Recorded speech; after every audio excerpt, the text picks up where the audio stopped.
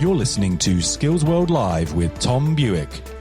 News, views and interviews in association with FE News.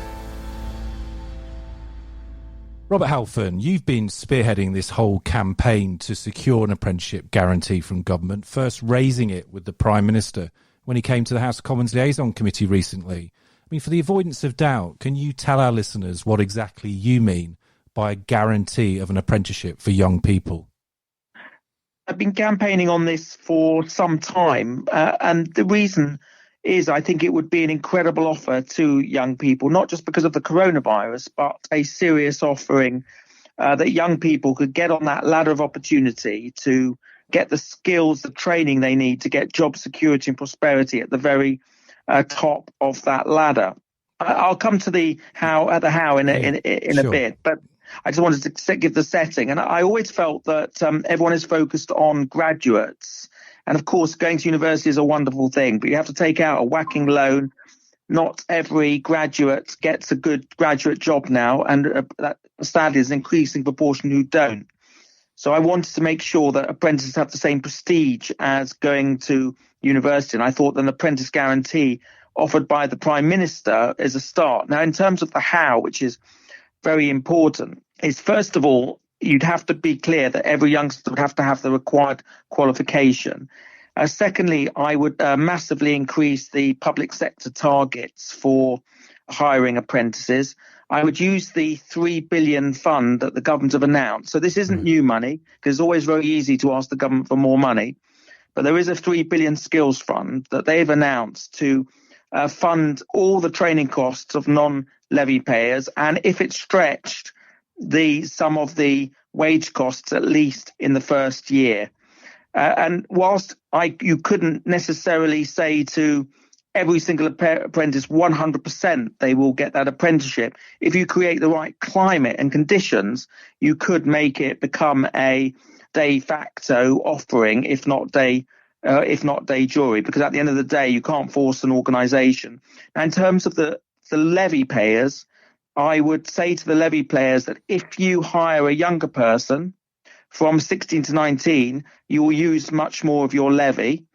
If you don't, if you're gaming the system or if you're just retraining existing staff, you will use a much lower proportion of your levy. And finally, in terms of the money that goes to universities and the loans and so on, I would make money to universities conditional on that at least 50% of every single course offered by each university around the country was a degree level apprenticeship. At the moment, there's an 800 million access fund, which is to promote rightly diversity and more people from disadvantaged groups. I would use the bulk of that to promote degree apprenticeships, because I think that is the best way to get people from disadvantaged backgrounds to climb up that higher education ladder. And I think those are a number of measures, a lot more flesh on the bones that needs to be teased out in all this. But I think that would really dramatically transform the landscape. And around all that, there would be evangelisation by the Prime Minister, of the Education Secretary, people in communities, people like you, training providers and FE, about how the goal of the government is to get to try and offer every single young person with the right qualification and apprenticeship. Okay. I knew, Robert, if I asked you the question, how do you define guarantee, you would have done a huge amount of thought, and you've just hit probably several of the other points and questions I wanted to raise with you about, who is it for, how is it paid for? But just to unpack some of what you said there, I mean, you'll be well aware, not least as a former skills minister, that one of the features of the apprenticeship brand, particularly the reformed apprenticeships, has always been that first and foremost, it is a job, whether it's a new hire or an existing employee. It is about upskilling or reskilling those employees, whether they're young or whether they're older, in the workforce. Do you envisage any issues or challenges around the notion of guaranteeing an apprenticeship that, as we saw in the 1980s, with the brand of youth training schemes, the moment the government starts saying this is what young people must do, employers then start complaining that this is something that they're being made to do as opposed to something they want to do. Is that something that worries you at all? No, it's quite the opposite. I think that why is it that, in Germany and Switzerland, you have something like 50 to 70% of students doing vocational education. Yeah. They even start training people from the age of 14. And when I went there to see all this, I asked them, why are they doing it? They said, what do you mean why? They said, we just believe in this. And I think the only way to change these things is to change the culture of our nation. The only way we can build an apprenticeship and skills nation is change the way. And sometimes you do have to have government acting. I'm not a kind of libertarian conservative. I don't believe in big government. I believe in good government. Yeah. And I do think government sometimes needs to use its levers in order to promote things that are for the good of society and for to help meet our skills needs. Yeah. And as you said, I mean, just one other thing. If you take the levy payers, for example, so if I went to see last year, I think it's massive pet store in my constituency, right. And they have apprentices all the way through their business now. They're levy payers, but in every part. So it isn't just retraining existing people on management degrees or whatever. And they have someone on their board as a apprentice director. Now, that didn't happen 5 years ago in a million years.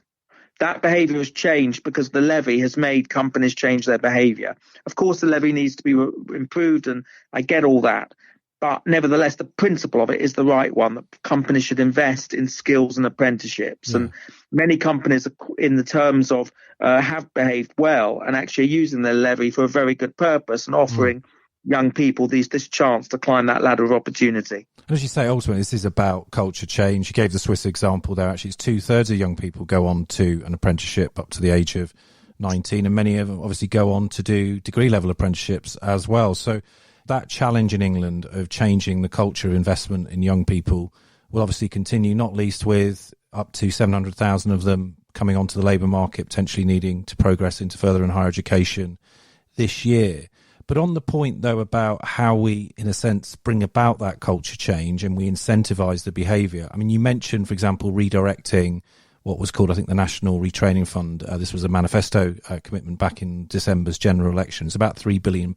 Actually, sorry, there are two different funds here. There is the retraining fund that was announced by Philip Hammond that the governments are continuing. I'm not 100% sure of how much that is going to be. Right. But then there was a separate £3 billion skills fund announced in the...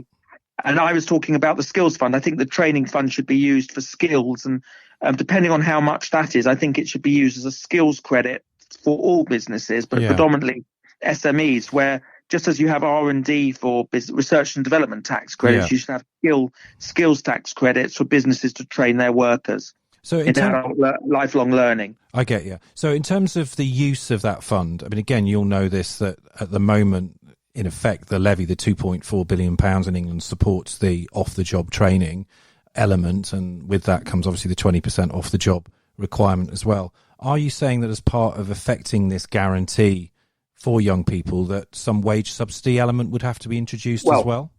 So the levy payers, I would have it as it is, because I think big companies should pay the wages predominantly of their... of firms, isn't it? Pay it. Exactly. And people forget that actually it is just 2% of companies. Yeah. In terms of the making an apprentice guarantee a reality, depending on how far the money's stretched, I'd definitely pay for the training. And if there was available money, I would possibly look at paying some of the first year, if not all of the first year of SME wages, but just the first year of that apprenticeship. Yeah. I'd also look at ideas that are coming out from some in the FE sector where I'd possibly changing the 20% requirement. And if companies, because of the coming out of the coronavirus, want their workers, they might be more likely to hire an apprentice if the first year of that apprenticeship is spent predominantly with the training provider, with the college, the college, at the first year, and then the second year is in the firm. Yeah, I just wanted to check with you that you're not against the concept of wage subsidy. I think, as you say, that has to be worked out both within. I used to be very much against it, but I think the situation is so different now that we're going to need to incentivise business in every possible way. Again, I mean, it's interesting from the recent Australian example where they have introduced wage subsidy. I mean, it still only amounts to a very tiny percentage of the overall package or cost that employers have to incur to take on apprentices, and it hasn't been that successful. But I think commentators looking at that have said, well, maybe it's to do with the fact that the levy has not been that generous. On the issue of it being an all-age, all-levels programme, sorry to use that jargon in terms of qualifications, but I think you know what I mean. It's from level 2 right up to degree level now. Are you saying potentially with the guarantee, because you've obviously deliberately looked at young people, that you think that the whole programme now should be recalibrated towards young people? So it is about more of, quoting those Germanic models, it's more about young people, it's more about the levels 2 to sort of 5, which is sub-degree level, than it has been around management degrees and people who are So I think the programme needs to have, the whole apprentice programme, the skills programme of the government needs to have 3 aims. One is, does it help people from disadvantaged backgrounds climb up that ladder? Right, okay. So social mobility, number 1 for you, or social justice? No, I never use that word, because social mobility sounds like a Vodafone advert. Yeah, so does it help young people climb up that ladder? Yeah. Second thing is, does it meet our skills needs? The third thing is, does it mean that this person who has got this, he or she who has got this apprenticeship or skills training is getting good outcomes? Okay. Job security and prosperity, whatever background they come from. So those are the 3 aims of a skills system. They have to be, especially with the 4th Industrial Revolution coming up. And I think that should apply both for lifelong learning for apprenticeships, for any kind of skills training. Okay. Just briefly on the levy then, we mentioned the 2% of firms that it applies to that have payrolls of over £3 million a year. Would you extend the scope of the levy to help obviously pay for the guarantee, or are you broadly content with the level it's at now? Before the coronavirus, I was thinking maybe you should extend it. But I think at the moment, businesses are going to be struggling so much that we shouldn't hit them with any more levies, and we should actually be doing the opposite and giving them financial incentives to employ people.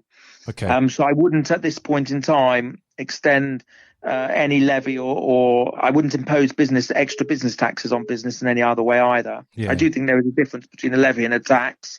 In a few years down the line, that's a different story, but I think certainly not at the moment. We need to make the climate as business friendly as possible. Indeed, and the CBI will always be looking carefully at anything that they perceive, certainly as a payroll tax or an increase in taxes on business. Now, just finally, Robert, you were very vocal last year about the complexity of quality assurance. I mean, you liken the system of having 21 different external quality assurance bodies in apprenticeship as watching a Ben-Hur movie with casts of thousands, I think you said.